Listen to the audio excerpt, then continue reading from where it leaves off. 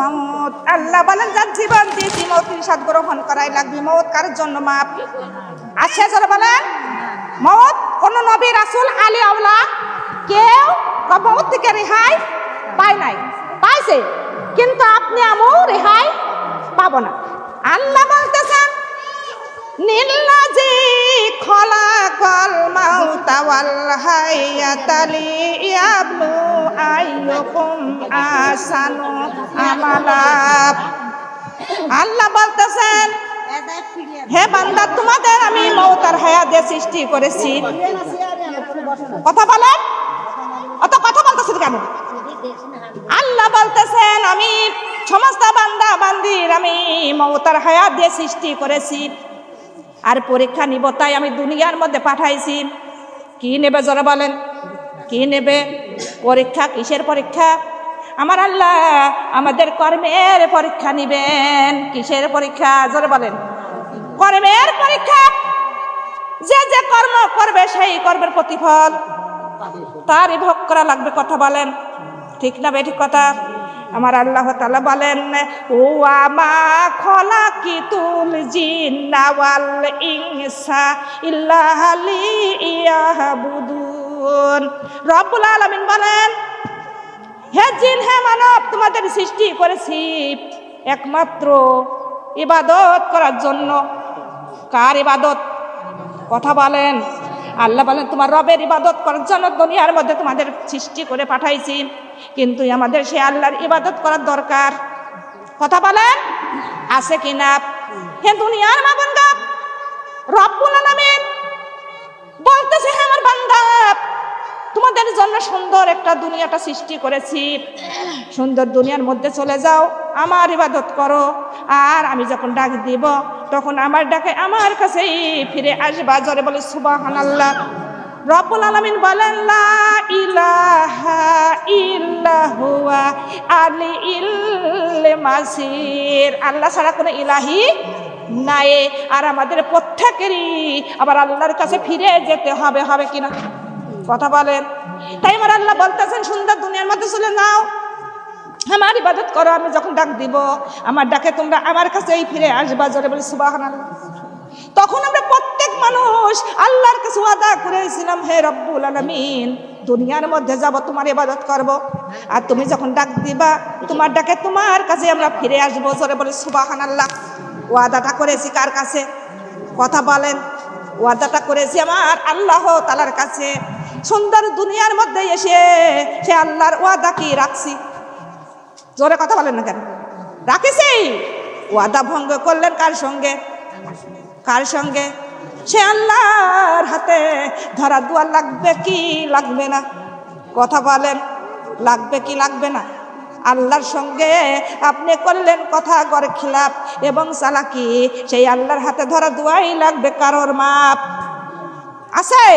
হে আমার মা বোনেরা, আল্লাহ বলেন ওয়ালিল্লাযিনা কাফারু বিরাব্বিহিম আযাবু জাহান্নামা বিসাল মাসির।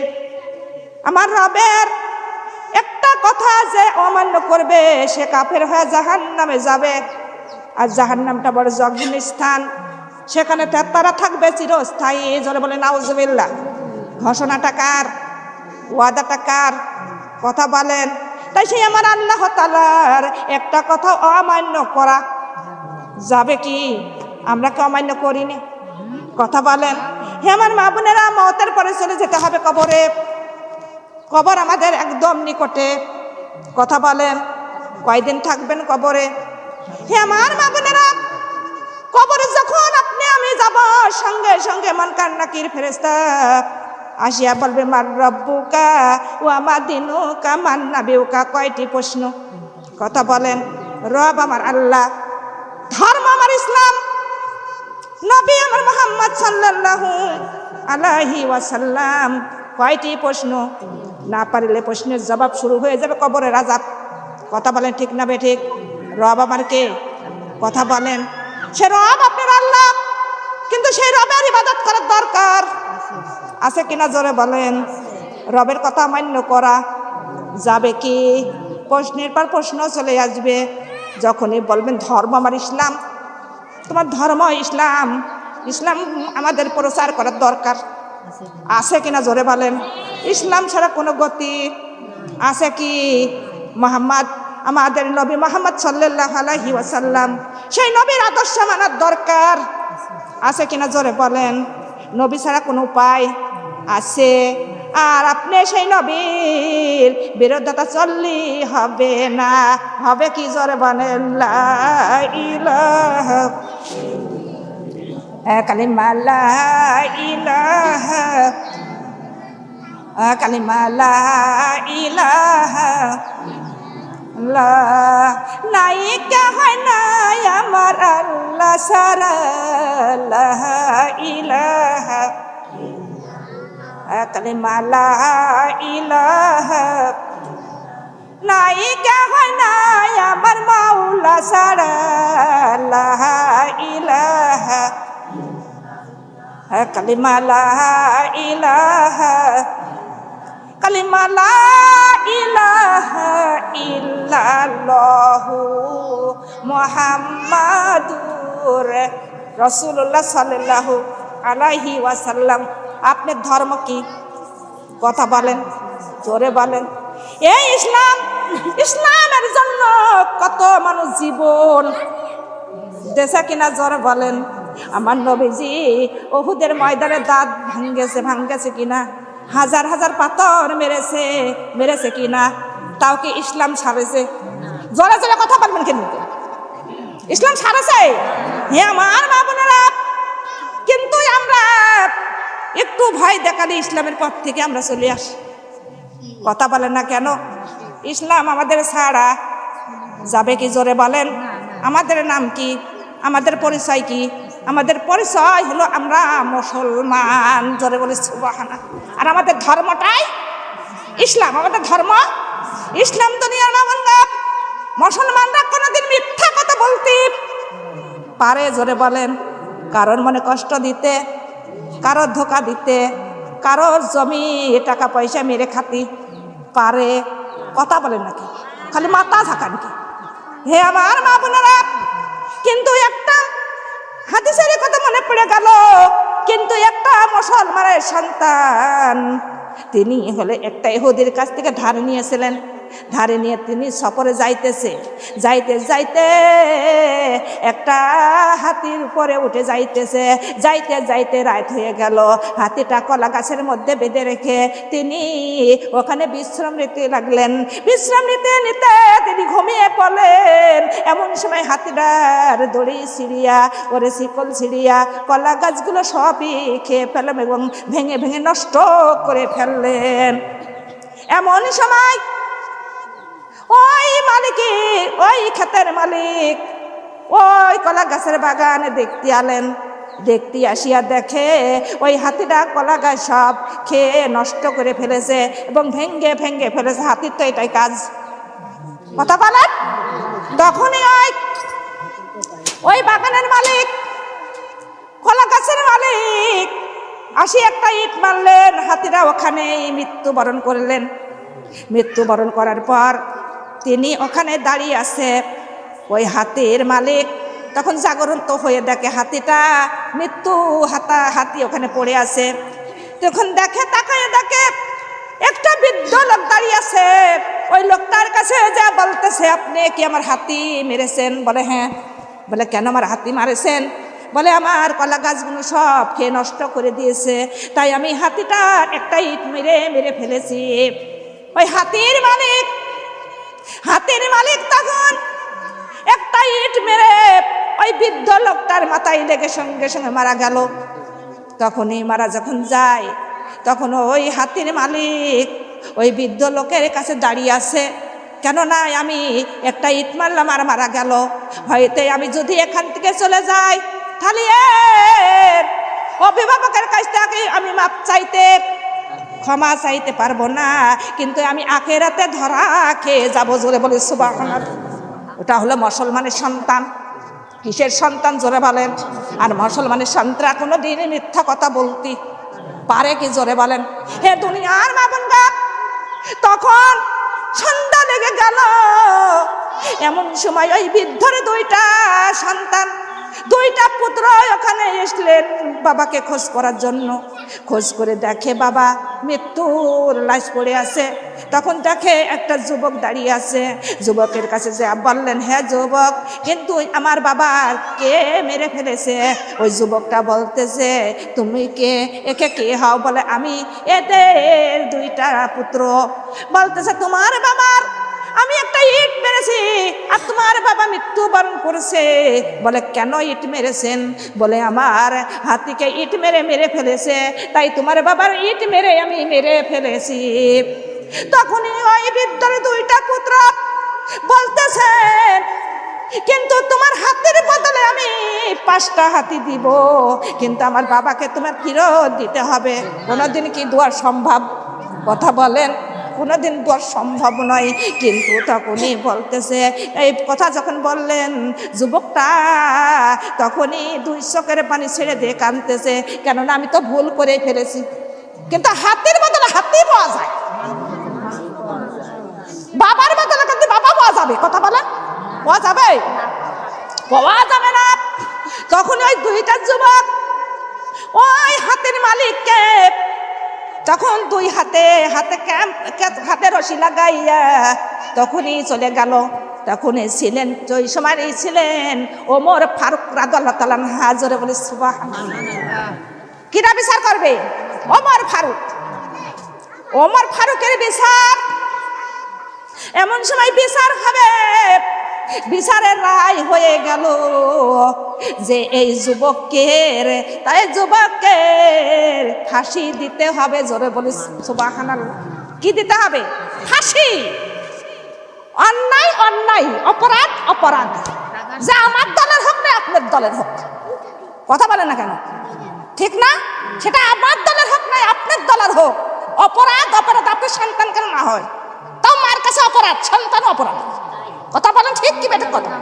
হে আমার মা বোনেরা, কিন্তু তখন ফাঁসির যখন রায় হয়ে গেল, ওই হাতির মালিক 2 চোখের পানি ছেড়ে দিয়ে কান্দে, কেন্দে কেন্দে বলতেছে, হুজুর কিন্তু আমার 3 দিনকার সময় দিতে হবে। বলে, কেন? বলে, 3 দিনকার সময় দিতে হবে। আমি একটা ইহুদির কাছ থেকে কিছু টাকা ধার করেছিলাম, ওই ধারটাই আমি শোধ করে দিয়ে আসব। কেননা যদি আমি দেশে ফিরে না যাই, ওই ইহুদি বলবে মুসলমানের সন্তান হয়ে মিথ্যাবাদী, সে টাকা দেওয়ার ভয়তে কোথাও গোপন হয়ে আসে। জোরে বলি সুবহানাল্লাহ। কথাটা বুঝলেন? তখনই লোকজনরা বলতেছে, না এর ছেড়ে দেওয়া যাবে না, কিন্তু ছেড়ে দিলে আর কোনোদিনও ফিরে আসবে না। মদিনা থেকে 300 কিলো দূর। কয়শো কিলো? 300 কিলো দূর, কিন্তু ওখান থেকে আর কোনোদিন ফিরে আসবে না। এর ছেড়ে দেওয়া যাবে না, কিন্তু এর বিচারের যে রায় হয়েছে, কিন্তু তা সেই কাজ করতে হবে, কিন্তু ছেড়ে দিলে আর জীবনও ফিরে। সবার মুখে এই কথা, কিন্তু যুবকটা 2 চোখের পানি ছেড়ে দিয়ে কান্দে, যে আমার এই ইহুদির কাজকার ঋণটা আমার শোধ করতেই হবে, নাই আমি আখেরাতে আমি ধরা খেয়ে যাব। কিন্তু তখনই ওমরের রায়, তখনই ওই উসমান রাদিয়াল্লাহু তাআলা আনহু, হযরত উসমান বলতেছে, এর আমি জামিনদার হয়ে দাঁড়াবো, কিন্তু এ যদি ফিরে না আসে আমাকে তোমরা গর্দান দিও। জোরে বলে সুবহানাল্লাহ। কিন্তু যখন উসমান এইরকম সিদ্ধান্ত নিলেন, সবার চোখে পানি এসে গেল। কেননা তুমি যে জামিনদার হয়ে দাঁড়াইয়া গেলে, কিন্তু এ যদি ফিরে না আসে তোমার পরিণতি কি হবে তুমি কি জানো? বলে, হ্যাঁ জানি, শুনে তো আমি হলো জামিনদার হয়ে দাঁড়াবো, না আসে আমার গর্দান দেওয়া হবে। তখন হযরত উসমান যখনই এই রায় দিলেন, তখন যুবককে ছেড়ে দেওয়া হলো। যুবকের একটা হাতি দিয়ে ছেড়ে দেওয়া হলো। যুবক মার শপথে তখনই চলে গেল ওই 300 কিলো দূরে গ্রামে। মাগো, কিন্তু জুম্মার দিনে জুম্মার নামাজের পরে এর হবে গো ফয়সালা। জোরে বলি সুবহানাল্লাহ। 300 কিলো দূরে চলে গেল যুবক, যাইয়া প্রথমে ইহুদির বাড়িতে যায়। ইহুদির বাড়িতে যা বলতে যায়, ইহুদি ভাই আপনার কাছে কিছু ধার নিয়েছিলাম, এই ধারগুলোই আপনি শোধ করে দিতে এসেছি। কিন্তু শোধ করে দিয়া বাবা মার কাছ থেকে বিদায় নেয়। মা গো আমার বিদায় দাও, ও মা আমি অপরাধী, ও মা আমার এই জুম্মার পরে আমার হবে গো গর্দান, ও আমার আব্বা জান তুমি আমার বিদায় দাও, বিদায় দাও, আমি আর কে বিদায় দাও। মা বলেন না বাবা বিদায় দিব না। বাবা বলেন না বিদায় দেওয়া যাবে না। যুবক বলেন না বাবা আমি হলাম মুসলমানের সন্তান। জোরে বলে সুবহানাল্লাহ। কিন্তু আমার জবান কোনদিন আমার রাত হবে না। বাবা গো আমার ভাইজানরা তোমরা আমার সবাইকে বিদায় দিয়ে দাও। বিদায় দিয়ে দিলেন। ওই যুবকটা মার শবদে তখনই পথে রওনা হয়ে গেল। মার শবদে যাইতেছে, এদিকে জুম্মার নামাজ শেষ হয়ে গেছে, কিন্তু ওই যুবকের কোনো খোঁজ খবর নাই। তখনই খুতবা পড়া শুরু হয়ে গেল, খুতবাও শেষ হয়ে গেল, তাও যুবকের কোনো সারা শব্দ নাই। এইদিকে উসমান, হযরত উসমানের মাথার মধ্যে ওরে কালো টুপি পরানো হয়ে গেল, কাতলার মধ্যে ঘাড়েটা দোয়া হয়ে গেল, জান্নাত তরবারি নিয়ে দাঁড়িয়ে আছে। এমন সময় যুবক বলে, ওরে উসমানকে তোমরা হত্যা করিও না, ওরে গর্দান দিও না, আমি যুবক হাজির হয়ে গেছি। জোরে বলে সুবহানাল্লাহ। এ আমার মা বোনেরা, যখন হাজির হয়ে গেল উসমান, হযরত উসমানের, তখন ওখান থেকে মাথাটা উঠাইয়া তখনই টুপিটা যখন সরাইয়া দিল, তখনই উসমানের চোখ দিয়ে ঝরঝর করে পানি পড়তেছে। কেননা এমন মুসলমানের সন্তান কোথাও দেখা যায় না। আমরা কেমন মুসলমান কথা বলেন, কথা দিয়ে কথা রাখিনি, করেন না? হে আমার মা বোনেরা, তখনই ওই যুবকটা হাসতে হাসতে যখনই ফাঁসির দড়ি গলার মধ্যে নিলেন, ও আমার মা বোনেরা, যখনই ওই কাতলার মধ্যে নিজে মাথাটা দিয়ে দিলেন, জল্লাদ তরবারি নিয়ে দাঁড়াইয়া গেল। এমন সময় ওই বৃদ্ধর 2টা পুত্র দৌড়াইছে, বলতেছে জল্লাদের, একে তুমি হত্যা কইরো না, আমরা ছিলাম 2 ভাই, হয়ে গেলাম এখন 3টা ভাই। জোরে বলে সুবহানাল্লাহ। কেননা এরকম মুসলমানের সন্তান কোথাও দেখা যায় না। কিন্তু এর কথা কত মূল্য, কত দাম। ও আমার মা বোনেরা, মুসলমান যারা প্রতীকী মুসলমান, তারা কোনোদিন জীবন দোয়া বলে ভয় করে? কথা বলে, কোনো ভয় করে না, ডর করে না, মউত বলে কোনো ডর করে না, ভয় করে না। রক্ষা করার মালিক কিডা বাজারা বলেন? আমার আল্লাহ। মুসলমানের হিফাজত করার একমাত্র মালিক কি আমার আল্লাহ। আল্লাহ বলেন